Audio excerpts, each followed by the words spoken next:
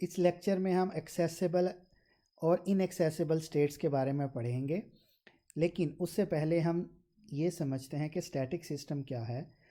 Static system जो है वो एक ऐसा सिस्टम है जिसके कंस्टिट्यूएंट पार्टिकल्स जो हैं वो किसी एक सिंगल माइक्रो स्टेट में फॉर ऑल फ्यूचर टाइम यानी मुस्तकबिल में हर वक्त के लिए रहेंगे। ऐसा नहीं है कि उनकी स्टेट जो है वो चेंज होगी। तो स्टैटिक सिस्टम के जो पार्टिकल्स हैं वो अपनी पोजीशन खुद से चेंज नहीं करते हैं, और अगर वो किसी एक कंपार्टमेंट के अंदर हैं तो वो जिस पोजीशन पर हैं तो वो उसी पोजीशन पर रहेंगे, मूव नहीं करेंगे, कंपार्टमेंट के इनसाइड भी मूव नहीं करेंगे। और ऐसा भी नहीं है कि वो एक कंपार्टमेंट से मूव करके किसी दूसरे कंपार्टमेंट में चले जाएं। तो सादा लफ्ज़ों में स्टैटिक सिस्टम जो है वो अपनी स्टेट खुद ब खुद चेंज नहीं करता किसी इंटरनल फोर्सेस या इंटरनल कंडीशन के तहत।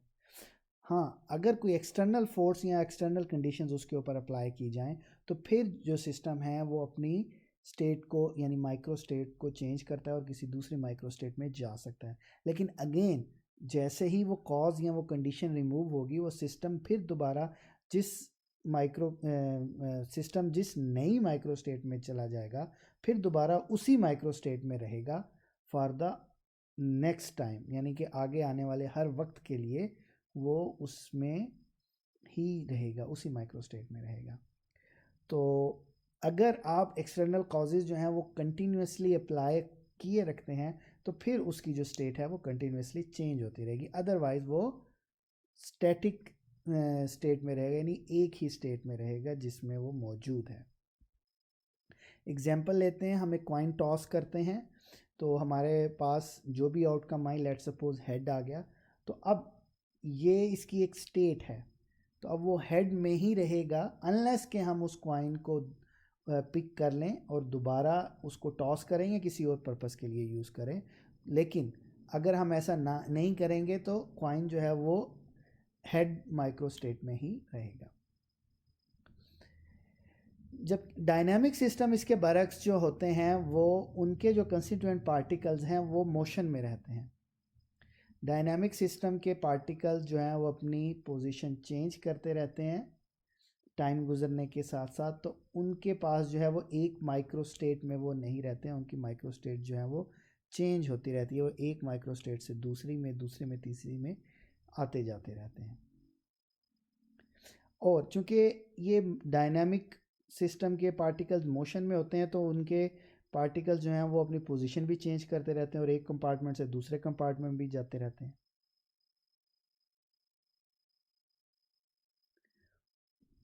तो इसका मतलब है कि डायनामिक सिस्टम में माइक्रो स्टेट्स और मैक्रो स्टेट दोनों जो हैं वो वक्त के साथ बदलती हैं। अब डायनामिक सिस्टम के अंदर जो उनकी स्टेट में चेंज है वो इंटरनल फोर्सेस या कॉजेज़ की वजह से भी हो सकता है और एक्सटर्नल फोर्सेस और कॉजेज़ की वजह से भी हो सकता है।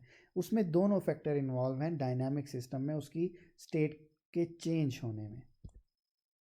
एग्जाम्पल लेते हैं, कोई भी गैस जो है वो किसी कंटेनर में मौजूद है तो वो एक डायनामिक सिस्टम की एग्जाम्पल है। गैस के मॉलिक्यूल जो हैं वो कंटिन्यूस मोशन में होते हैं और वो रेस्ट पर नहीं होते, और वो जिस कंपार्टमेंट में मौजूद हैं वो उसके अंदर भी उसके मॉलिक्यूल जो हैं वो अपनी पोजीशन चेंज करते रहते हैं। सिर्फ एक टेम्परेचर ऐसा है जिसके ऊपर ऐसा नहीं होगा और वो है एब्सोल्यूट टेम्परेचर। लेकिन एब्सोल्यूट टेम्परेचर तो एक आइडियल टेम्परेचर हम अचीव नहीं कर सकते, इसलिए अगर हम नॉर्मल कंडीशन की बात करें तो रूम टेम्परेचर की बात करें तो गैस के मॉलिक्यूल कंटिन्यूस मोशन में होते हैं और वो अपनी पोजीशन चेंज करते रहते हैं। उनकी मोशन जो है वो रैंडम होती है और हैपहैज़र्ड होती है और वो ब्राउनियन मोशन को फॉलो कर रहे होते हैं। अब चूंकि उनके अंदर मोशन है तो उनकी पोजीशन चेंज होती है, उनका मोमेंटम चेंज होता है और उनकी एनर्जी भी कंटिन्यूसली चेंज होती रहती है। अगर हम डायनामिक सिस्टम को किसी एक्सटर्नल कॉज से डिस्टर्ब कर दें या कोई फोर्स अप्लाई करें तो वो सिस्टम जो है वो एक नई स्टेट को मैक्रो और माइक्रो दोनों को अटेन करने की कोशिश करेगा, और वो स्टेट कौन सी होगी, मैक्रो स्टेट, जिसको वो अटेन करने की कोशिश करेगा जिसकी मैक्सिमम थर्मोडायनामिक प्रोबेबिलिटी होगी। यानी आपने एक सिस्टम को डिस्टर्ब कर दिया, जैसे ही डिस्टर्ब किया अब वो एक न्यू स्टेट में जाने की कोशिश करेगा, और वो न्यू स्टेट जो होगी वो वाली होगी जिसकी थर्मोडायनामिक प्रोबेबिलिटी सबसे ज़्यादा है, यानी जिसकी मल्टीप्लिसिटी इन अदर वर्ड जो है वो ज़्यादा है। और फिर अगर आपका वो फोर्स जो आपने अप्लाई की थी वो रिमूव होगी, तो अब सिस्टम उस नई स्टेट में रहेगा, अनलेस कि फिर कोई दोबारा उसके ऊपर एक्सटर्नल कॉज या फोर्स अप्लाई ना हो। अब नेक्स्ट है हमारे पास constraint of a system. A set of condition और restriction that a system must obey are known as constraint. यानी अब हमने स्टैटिक सिस्टम, डायनामिक सिस्टम देख लिया, हमने कहा कुछ कंडीशन या सेट जो हैं वो हम अप्लाई करते हैं जो कि उसकी स्टेट को चेंज करने में यानी पे असरअंदाज होते हैं कि उसकी स्टेट कौन सी होगी। तो अब जो कंस्ट्रेंट हैं किसी भी सिस्टम के ऊपर या कंडीशंस जो हैं वो बेसिकली हैं क्या? कंस्ट्रेंट जो हैं वो सेट ऑफ कंडीशंस या रिस्ट्रिक्शंस हैं जो कि सिस्टम मस्ट ओबे करेगा। एग्जाम्पल से समझते हैं। हम 3 पार्टिकल्स लेते हैं और इनको 2 कंपार्टमेंट में डिस्ट्रीब्यूट करते हैं। तो अब सिस्टम जो है वो कुछ कंडीशंस कंस्ट्रेंट को कंप्लाई कर रहा है, और उनमें से पहली कंस्ट्रेंट जो है वो है कि जो नंबर ऑफ पार्टिकल्स हैं, टोटल नंबर ऑफ पार्टिकल्स वो 3 हैं। और अगर हम कोई n पार्टिकल का सिस्टम ले लें तो नंबर ऑफ पार्टिकल्स जो हैं वो n हो जाएंगे, total number of particle constant रहने चाहिए। अब अगर किसी कंपार्टमेंट 1 के अंदर हम n1 पार्टिकल्स मौजूद हैं और कंपार्टमेंट 2 के अंदर n2 पार्टिकल्स मौजूद हैं, तो आपके पास इक्वेशन ऑफ कंस्ट्रेंट क्या बनेगी? n1 फर्स्ट कंपार्टमेंट के पार्टिकल, n2 सेकंड कंपार्टमेंट के पार्टिकल, उनको ऐड किया is equal to total particle n, जो कि कंस्ट्रेंट है आपकी। और अगेन n1 कम अगर होगा तो n2 बढ़ जाएगा, अगर n2 कम होगा तो n1 बढ़ जाएगा, लेकिन टोटल नंबर कांस्टेंट रहेगा। तो यहाँ पे नंबर ऑफ पार्टिकल्स किसी सिस्टम में उनकी कांस्टेंट वैल्यू का होना, एक फिक्स्ड वैल्यू का होना, ये एक तरह की उस सिस्टम के ऊपर कंस्ट्रेंट है। और ये जो इक्वेशन हमने लिखी है, इक्वेशन ऑफ कंस्ट्रेंट कहलाती है। अब किसी भी सिस्टम के ऊपर जो टिपिकल कंस्ट्रेंट होते हैं, सबसे पहले तो नंबर ऑफ पार्टिकल्स हैं। अब अगर हमारे पास n पार्टिकल्स हों तो हम उन सब को सम करेंगे, यानी i कंपार्टमेंट हों, ith कंपार्टमेंट, और उसमें कैपिटल n पार्टिकल्स हों, टोटल पार्टिकल्स जो हैं वो कैपिटल n है, तो अब इसकी कंस्ट्रेंट क्या है? Sum of the particle in all compartment, यानी सिग्मा एन आई जो है कंपार्टमेंट को शो कर रहा है, इसकी वैल्यू 1 2 3 4 5 हो सकती है अप टू आयत कंपार्टमेंट तक। तो ये sum of all compartment particle is equal to a constant which is known as capital N. इसी तरह जो कि नंबर ऑफ पार्टिकल कांस्टेंट है, तो फिर सेकंड कंस्ट्रेंट क्या हो जाएगी? अब देखिए, हर पार्टिकल को अगर कोई बाहर से एक्सटर्नल फोर्स अप्लाई नहीं हो रही, कोई एक्सटर्नल फैक्टर नहीं है, कोई एक्सटर्नल कंडीशन इसके अलावा और कोई नहीं है उसके ऊपर, तो उस हर पार्टिकल की एक फिक्स एनर्जी होगी। और अगर हर कंपार्टमेंट में जितने पार्टिकल हैं उनको हम उसकी एनर्जी से मल्टीप्लाई कर दें, तो ये आपके पास उस कंपार्टमेंट की एनर्जी आ जाएगी, और फिर हर कंपार्टमेंट की एनर्जी का सम करें तो आपके पास टोटल एनर्जी आ जाए। अगर नंबर ऑफ पार्टिकल कांस्टेंट है तो टोटल एनर्जी भी उस सिस्टम की कांस्टेंट रहेगी। तो ये आपके पास जो है वो सेकंड कंस्ट्रेंट आ गई। तो ये हमारे पास कंस्ट्रेंट ऑफ ए सिस्टम होता है। कंस्ट्रेंट ऑफ ए सिस्टम में सिस्टम जो है वो कुछ कंडीशन और रिस्ट्रिक्शंस को लाजमी तौर पर ओबे करता है, तो ये हम कंस्ट्रेंट ऑफ ए सिस्टम कहते हैं इसे। नेक्स्ट है एक्सेसिबल स्टेट्स। अब एक्सेसिबल स्टेट्स कौन सी स्टेट्स होती हैं? जो कि कंसिस्टेंट होती हैं गिवन कंस्ट्रेंट्स से। ठीक है, ऐसी तमाम स्टेट्स जो कि गिवन कंस्ट्रेंट से कंसिस्टेंट होती हैं वो एक्सेसिबल स्टेट्स कहलाती हैं।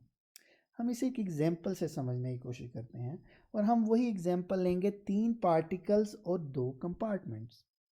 हमारे पास ये पॉसिबल माइक्रो स्टेट्स आएंगी और अगर हम पार्टिकल को इनडिस्टिंग्विशेबल रखें तो हमारे पास माइक्रो स्टेट्स जो हैं, ठीक है, वो डिस्टिंग्विशेबल अगर हों, अगर हम उनको फ़र्क कर सकें, यहाँ पे हम ए बी सी नाम दे के उनको डिस्टिंग्विश कर सकते, तो ये हमारे पास माइक्रो स्टेट्स आ जाएंगी। अगर मैं इन्हें ऐड करूं तो ये टोटल 8 माइक्रो स्टेट बनेंगी।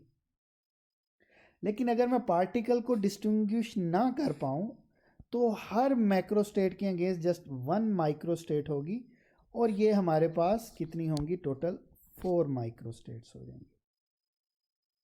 ठीक है, अब ये जितनी मैक्रो स्टेट हैं और ये जितनी माइक्रो स्टेट्स हैं, ठीक है, पहली कंडीशन क्या है, डिस्टिंग्विश कर सकते हैं हम। ठीक है, तो आप देखें कि नंबर चेंज हो गया, 8 से 4 हो गया। अगर डिस्टिंग्विश ना कर पाएँ तो 4 हैं, अगर डिस्टिंग्विश कर पाएँ तो 8 हैं। अब आप देखें स्टेट का नंबर चेंज हो गया, 4 से 8 हो गया। और इसी तरह अगर मैक्रो स्टेट की अगर मैं बात करूं तो एक जो मेन कंस्ट्रेंट है वो क्या है, नंबर ऑफ पार्टिकल्स जो हैं वो कांस्टेंट होने चाहिए, जो कि हैं 3। अब आप देखें कि हर मैक्रो स्टेट ये कंस्ट्रेंट फॉलो कर रही है। ये देखें, ये 3 + 0 3 ही हैं, 2 + 1 3 ही हैं, 1 + 2 3 ही हैं, 0 + 3 ये भी 3 ही हैं। ठीक है, चलें अब ज़रा इधर देखें, मैक्रो स्टेट तो कंस्ट्रेंट को फॉलो कर रही है, अब क्या माइक्रो स्टेट्स कर रही हैं? अब हमने माइक्रो स्टेट्स को देखना है, क्या ये सारी माइक्रो स्टेट्स कर रही हैं कंस्ट्रेंट को फुलफिल? अगर तो ये कर रही हैं तो अच्छी बात, इनको करना चाहिए, तभी ये एक्सेसिबल होंगी। अगर ये नहीं करेंगी तो ये नहीं होंगी। मसलन A B C 1 2 3 + 0 3 he particles हैं, इसमें ए बी + सी ये 3 इस माइक्रो स्टेट में, 3 ही इस माइक्रो स्टेट में और 3 ही इस माइक्रो स्टेट में। इधर भी 3 है, 3 है, 3 है और इधर भी 3 है। अब आप देखें हर माइक्रो स्टेट भी जो है वो कंस्ट्रेंट्स को ओबे कर रही है। चलें इधर वाली माइक्रो स्टेट्स को देखते हैं, ये भी 3 2 और 1 3 1 और 2 3 और 3 ये भी कर रही हैं। तो अब देखिए ये जो हमने एक टेबल सा बनाया हुआ है मैक्रो स्टेट और माइक्रो स्टेट्स का, अगर आप इसको गौर से देखें तो ये सारी स्टेट्स जो हैं मैक्रो भी और माइक्रो भी कंस्ट्रेंट को, जो कि टोटल नंबर ऑफ पार्टिकल्स 3 है, उनको फॉलो कर रही हैं। चलें अब हम एक और कंस्ट्रेंट पुट करते हैं, वो तो हमने एक टिपिकल जर्नल कंस्ट्रेंट पुट की थी। अब हम एक और कंस्ट्रेंट अपनी तरफ से इसके ऊपर अप्लाई करते हैं। हम कहते हैं कि हमने 3 पार्टिकल डिस्ट्रीब्यूट करने हैं 2 कंपार्टमेंट में, लेकिन कोई कंपार्टमेंट खाली नहीं होना चाहिए। अब ये एक कंस्ट्रेंट है, no compartment should be empty, कि कोई कंपार्टमेंट खाली नहीं होना चाहिए। अब ये पहली मैक्रो स्टेट देखें 3 0 और आखिरी देखें 0 3, इन दोनों में एक एक कंपार्टमेंट खाली है, तो ये अब एक्सेसिबल नहीं रही। ठीक है, ये आपके पास क्या है, ये अब एक्सेसिबल नहीं रही है वाली कंस्ट्रेंट। अब कौन सी एक्सेसिबल है, देखिए ये वाली, इसमें कोई कंपार्टमेंट खाली नहीं है तो ये एक्सेसिबल है, इसमें भी कोई खाली नहीं है तो ये भी एक्सेसिबल है। अब देखें अगर ये मैक्रो स्टेट 2 ख़त्म हो गई और 2 ही अब एक्सेसिबल हैं, तो माइक्रो स्टेट्स का क्या बनेगा? माइक्रो स्टेट ये वाली भी एक्सेसिबल नहीं रहेगी क्योंकि इसमें भी एक एम्प्टी कंपार्टमेंट है, लेकिन ये वाली तीनों माइक्रो स्टेट्स जो हैं वो एक्सेसिबल रहेंगी और ये वाली भी रहेंगी, ये वाली और ये वाली इनएक्सेसिबल। अब आपके पास टोटल माइक्रो स्टेट्स कितनी हो जाएंगी? 6। यहाँ पर टोटल माइक्रो स्टेट्स कितनी रह गई थी? 2। माइक्रो स्टेट कितनी है? 6। मैक्रो स्टेट कितनी रहेगी? 2। इधर देखें, इधर भी ये वाली और ये वाली एक्सेसिबल नहीं होगी क्योंकि ये कंपार्टमेंट और ये कंपार्टमेंट एम्प्टी है। ये इसमें 3 पार्टिकल्स हैं और कोई कंपार्टमेंट एम्प्टी नहीं है, ये दोनों एक्सेसिबल रहेंगे।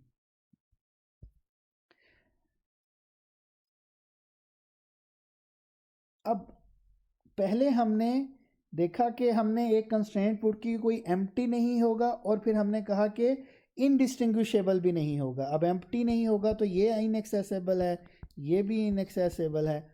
और अब अगर हम ये कहते हैं कि वो इनडिस्टिंग्विशेबल भी होंगे, तो अब देखें सिर्फ 2 माइक्रोस्टेट्स रह गई।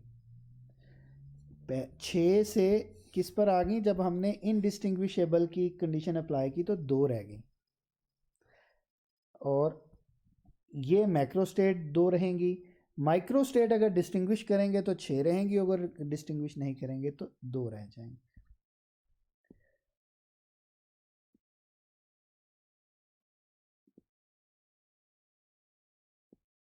तो अब जब हमने ये कहा कि कोई कंपार्टमेंट एम्प्टी नहीं रहेगा, तो तब हमारे पास एक्सेसिबल स्टेट सिर्फ 2 रहेगी। और वो मैक्रो स्टेट की बात करूं तो वो 2 1 और 1 2 थी, और अगर माइक्रो स्टेट की बात करूं तो ये वाली 3, और इसी तरह अगर मैं विदा इनडिस्टिंग्विशेबल माइक्रो स्टेट लूँ तो वो ये वाली 2 होंगी, सॉरी।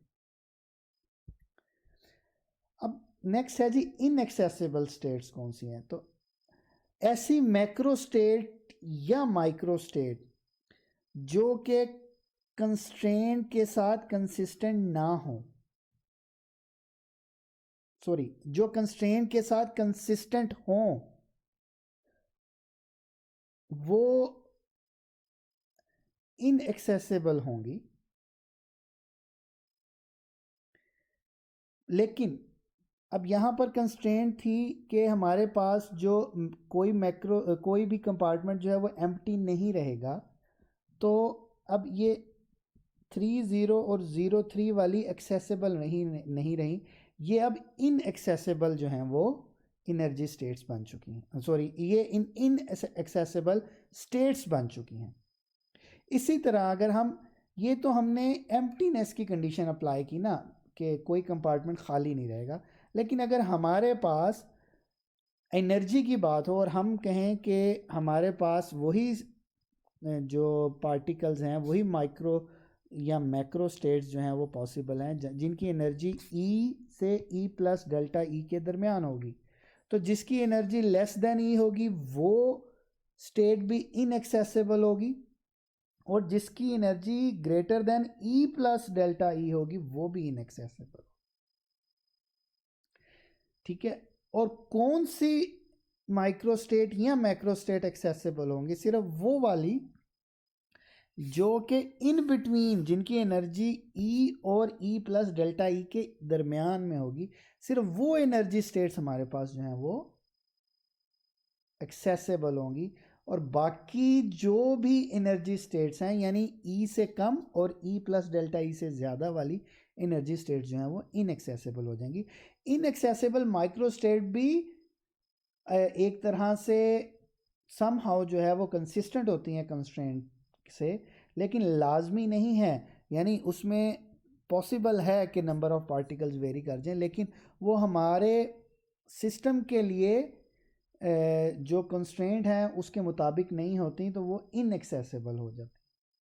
वो होती तो कंसिस्टेंट ही हैं, यानी कंस्ट्रेंट के मुताबिक, यानी 3 पार्टिकल की कंडीशन है, टोटल 3 होने चाहिए तो वो 3 ही होंगे, लेकिन वो इनएक्सेसिबल हो जाएंगी। अब पार्टिकल उनको अटेन नहीं कर सकता क्योंकि वो एक और कंस्ट्रेंट, जो सेकंड कंस्ट्रेंट अप्लाई की थी, वो उससे कंसिस्टेंट नहीं है।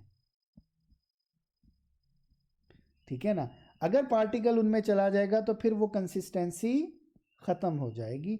तो इनएक्सेसिबल माइक्रो स्टेट्स जो होती हैं वो वाली होती हैं जो कंस्ट्रेंट के मुताबिक पार्टिकल एक्सेस नहीं कर सकता।